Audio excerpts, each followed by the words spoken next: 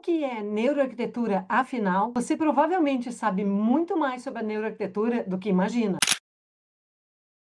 A neuroarquitetura, ela está na sua casa, no seu trabalho, naquela praça que você frequenta, no seu restaurante preferido, no supermercado, no cinema, naquele refúgio de férias que você sonha em ir. Neuroarquitetura, ela está em todos os lugares e eu vou te explicar por quê. A grande maioria das pessoas acredita que neuroarquitetura é somente ler artigos científicos. Outras acreditam que é apenas colocar plantas nos ambientes. Algumas pessoas acreditam que é apenas sobre layout e disposição de mobiliário ou sobre texturas. E outras ainda defendem que seria apenas sobre os sentidos. A neuroarquitetura, na verdade, envolve o entendimento de como é a nossa percepção, de como nós percebemos o mundo ao nosso redor e como é o funcionamento do nosso cérebro, dos nossos sentidos em relação a isso. Então, a neuroarquitetura é sim tudo isso que eu falei, mas ela é muito mais. Nesse vídeo, eu vou te falar sobre 3 conceitos fundamentais do entendimento da neuroarquitetura. E eu vou te dar um exemplo muito prático, vai ficar muito fácil de entender. Vamos pensar assim: bolo.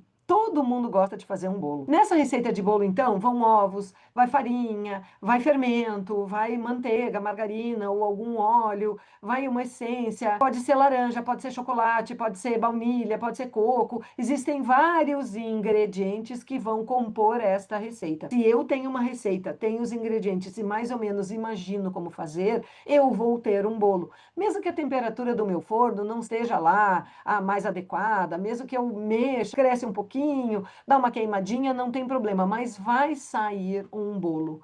Se eu fizer muitas vezes esta receita, eu vou começando a aprender. E isso é a forma como a gente sempre fez projetos até hoje. Não é que a gente tinha uma receita, a gente tinha uma forma, um método de fazer os projetos. Quando eu olho esta receita e vou um pouquinho mais a fundo e entendo nessa receita qual é o papel do ovo, do fermento, da farinha, da manteiga dentro da receita, quando eu entendo o que é que eles causam ali, eu consigo então melhorar esta receita. Se eu colocar mais ovos, vai unir mais. Se eu tiver mais fermento, vai crescer mais. Então, quando eu entendo a forma como as coisas funcionam, eu consigo melhorar a receita. Eu consigo fazer um bolo melhor. E isso é a neuroarquitetura. A neuroarquitetura veio para a gente entender melhor a forma como nós percebemos os ambientes e para a gente efetivamente, então, criar ambientes muito melhores todos os dias. Nesse vídeo, então, eu vou te explicar 3 conceitos super básicos para começar a entender o que é efetivamente a neuroarquitetura. O que é esse termo neuroarquitetura e por que tem esse nome? Qual a diferença entre a neuroarquitetura e a arquitetura sensorial e como funciona a nossa percepção? Antes de falar da neuroarquitetura, vamos falar um pouquinho da arquitetura em si. A arquitetura, ela é técnica e arte. A gente tem a técnica porque a gente tem a responsabilidade civil e a capacidade técnica de dimensionar alguns sistemas de construção, e a gente tem a arte voltada à estética, à criatividade e a criar sempre um ambiente novo de acordo com aquele cliente ou com aquele programa ou com o pedido ou com o que aquela arquitetura efetivamente vai nos exigir. Então, sempre foi conhecida a arquitetura como uma ciência técnica que envolve a arte. Então, ela não está nem nas humanas, nem nas exatas, porque ela engloba as duas. Mas no Brasil, segundo a CNPq, a arquitetura, ela também engloba as ciências sociais. E as ciências sociais, elas falam do comportamento humano e do nosso relacionamento com o ambiente. E por que eu estou te contando tudo isso? Porque é justamente sobre isso que a neuroarquitetura trata, sobre o nosso relacionamento com o ambiente, com a forma com que este ambiente impacta na nossa percepção e, por consequência, no nosso comportamento. O termo neuroarquitetura, propriamente dito, ele começa a surgir lá por 2000, 2003, que se começa a falar sobre isso com o surgimento da ANFA. Mas a neuroarquitetura, ela é muito anterior. Por quê? Porque ela fala do nosso sistema cerebral. Então, no momento que existe um cérebro, existe neuro. No momento que existe um ambiente, existe uma arquitetura, mesmo que ela não tenha sido construída pelo homem. Existe um ambiente externo e existe uma interpretação desse ambiente que acontece dentro do nosso cérebro. Então, eu defendo que existe neuroarquitetura desde o momento das cavernas, porque lá nas cavernas o homem já tinha uma noção ambiental do público e privado. O tempo evolui e a gente chega então ali na ANFA, como eu estava comentando. O que acontece na década de 80, mais ou menos? A gente começa a ter os exames de imagem e assim como a psicologia, acontece uma revolução na arquitetura e em todas as ciências, porque quando surgem os exames de imagem que possibilitam que a gente tenha uma visão do nosso cérebro, a gente consegue entender melhor qual o impacto que determinado estímulo causa na nossa percepção. E a gente consegue ver isso através da nossa movimentação cerebral. Na neuroarquitetura, o eye tracker, que mede a nossa movimentação ocular e faz registros de para onde o meu olho está olhando, porque agora você aqui me olhando está focando em várias coisas, está vendo todos os quadros lá atrás, está vendo aqui a minha coleção de cadeirinhas, está vendo ali um azulejinho com neuroarquitetura, está olhando para mim, está vendo que eu mexi no cabelo.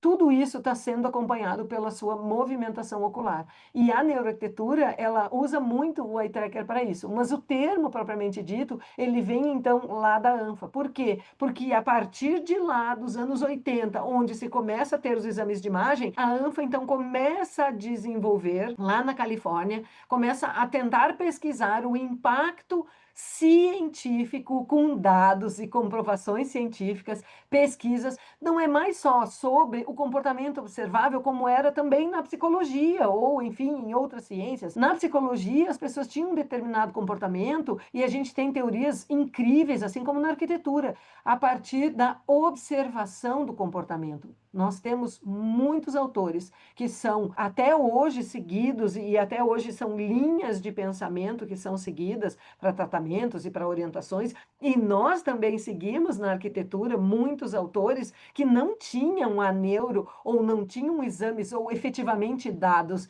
eles se pautavam no comportamento observável das pessoas. Fiz isso, montei esse determinado ambiente, vamos ver como é que as pessoas vão se comportar aqui. E aí a gente observava e via como é que as pessoas se comportavam. Então, se ia pautando os projetos de forma técnica, de forma artística e estética, mas também muito de forma empírica, baseada na experiência e na observação destes arquitetos. Quando a gente começa a ter acesso a exames de imagem e a registros de como o nosso corpo funciona, toda essa ciência, então, migra para outras áreas, para a psicologia, para a educação, para a arquitetura, para o marketing, e a gente começa, então, a tomar decisões embasadas, e é aí que a gente fala então em embasamento científico e decisão em cima de dados, em cima desses dados para a gente efetivamente então aplicar nos nossos projetos. E a partir de pesquisas então que vêm sendo desenvolvidas, porque algumas foram desenvolvidas há 30, 40, 50 anos,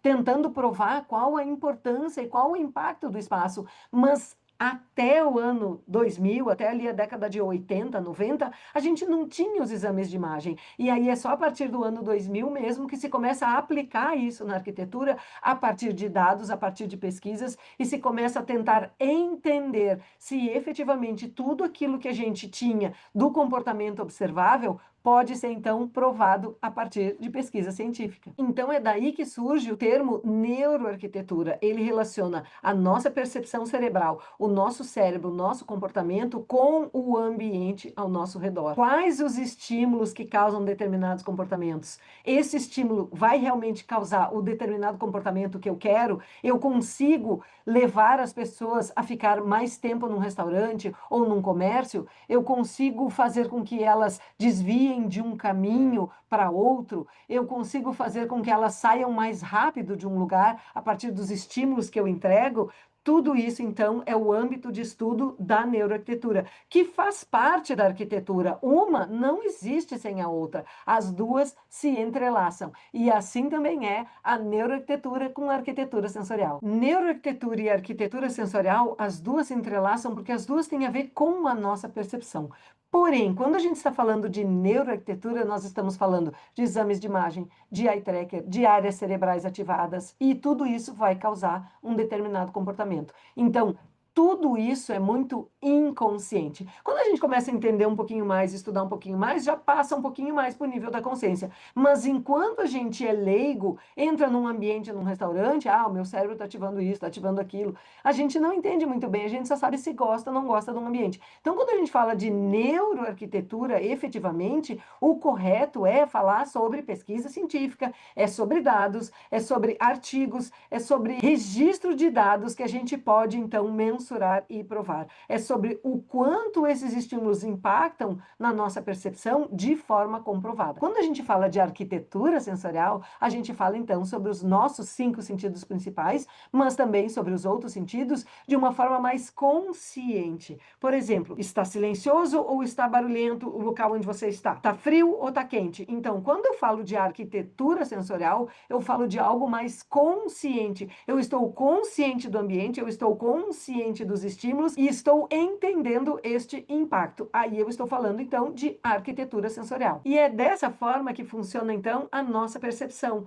O mundo, o ambiente ao nosso redor, ele é repleto de estímulos. As cores, os sons, a temperatura, o vento, tudo, são inúmeras, inúmeras, inúmeras sensações que a gente tem, inúmeros estímulos que a gente vê todos os dias. A gente está aí. Quantas vezes a gente chega no final do dia exaurido, o nosso sistema sensorial está exaurido de captar tantas informações. Então, o que que acontece? Quando eu chego num ambiente, tem a música, tem a temperatura, eu consigo sentar ou não consigo sentar, tem muita gente ou não tem. Tudo isso são estímulos que o ambiente está entregando para a minha percepção. Através dos meus sentidos, dos 5 e mais outros, porque são mais de 30, a gente pode falar sobre isso num outro vídeo, são mais de 30 sentidos, eu até tenho um livro excelente para indicar para quem gosta de ler, sobre os sentidos e quer entender um pouquinho mais sobre isso.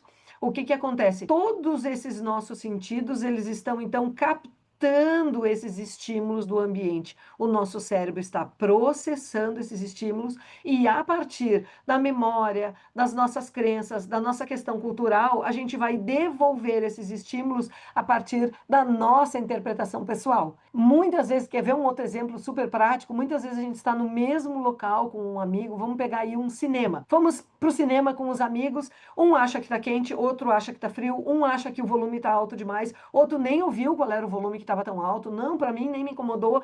Então é mais ou menos sobre isso. Cada pessoa vai ter uma sensação completamente diferente a partir de um estímulo que ela vai captar. E não existe, e aí vem um grande segredo da neuroarquitetura para nós, a partir de todo esse estudo aí, não existe ambiente neutro. O ambiente está sempre nos impactando, ou de forma positiva ou de forma negativa. E aí é que acontece a grande questão da neuroarquitetura.